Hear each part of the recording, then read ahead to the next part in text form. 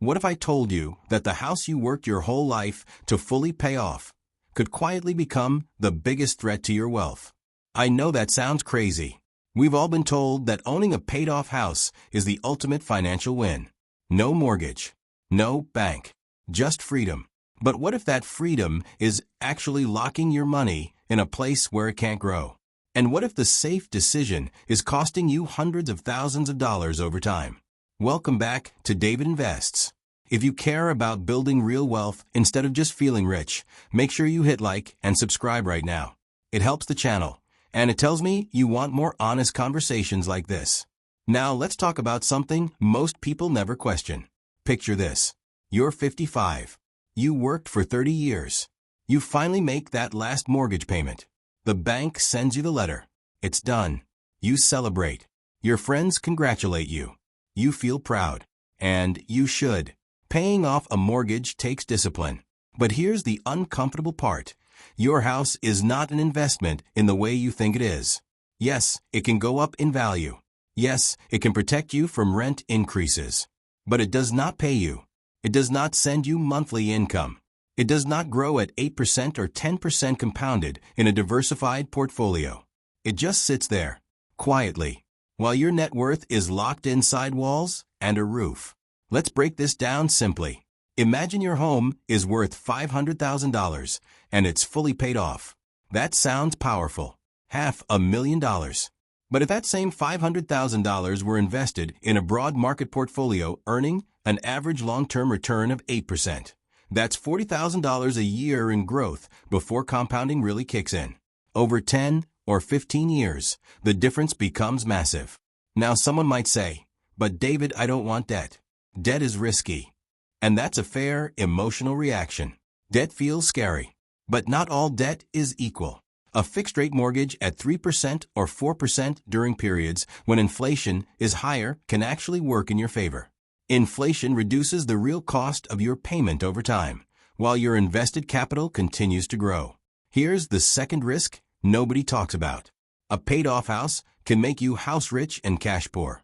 Your wealth looks good on paper, but when life happens, you can't easily access that money. Medical bills, helping your kids, a job loss, a business opportunity. Your equity is trapped unless you sell, refinance, or take out a loan. And at that point, you're right back in debt anyway. There's also something called opportunity cost. Every dollar you put into aggressively paying down your mortgage is a dollar not invested somewhere else. If you focus so hard on eliminating your mortgage early, you might miss out on years of compound growth. Time is the most powerful tool in investing. Once it's gone, you can't get it back. And let's talk about behavior. When people pay off their house, they often feel financially done. They slow down investing. They stop taking smart risks. They shift into protection mode instead of growth mode. That mindset can quietly limit your long-term wealth. Another overlooked factor is maintenance and property taxes. Even with a paid-off house, the bills never stop. Property taxes rise. Insurance rises. Repairs show up when you least expect them. A new roof, HVAC replacement, plumbing issues. Owning outright does not eliminate housing costs. It only removes one part of them. Now, I'm not saying you should never pay off your house. For some people, the peace of mind is worth it. If being debt-free helps you sleep better and stay consistent with investing, that emotional benefit matters. But the mistake is assuming it's automatically the best financial move in every situation. Let's compare two simple paths.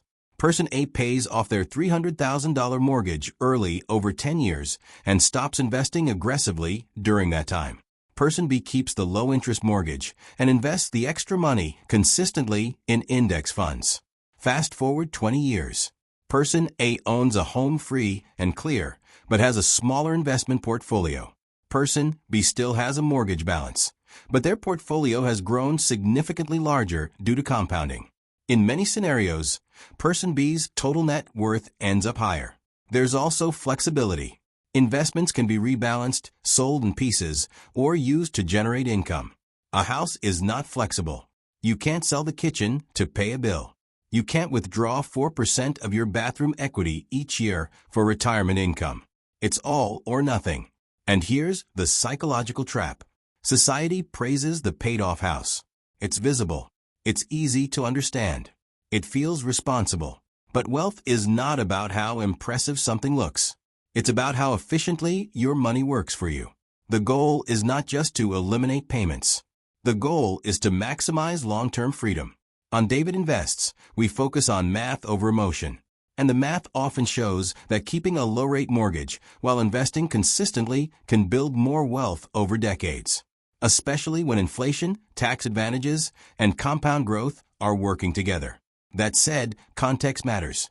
If your mortgage rate is high, or you're bad at investing the difference, or the debt causes you stress that leads to poor decisions, then paying it off might be the better move for you. Personal finance is personal, but it should be intentional, not automatic. So before you rush to celebrate that final mortgage payment as the ultimate financial victory, ask yourself a deeper question.